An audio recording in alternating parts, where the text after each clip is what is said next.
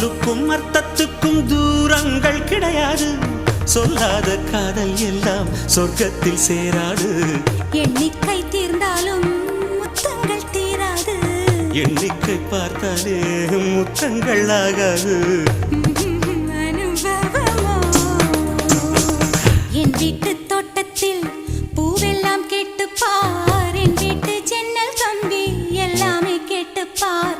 என் வீட்டு தென்னங்கீற்றை இப்போதே கேட்டுப்பார். என் நெஞ்சை சொல்லுமே.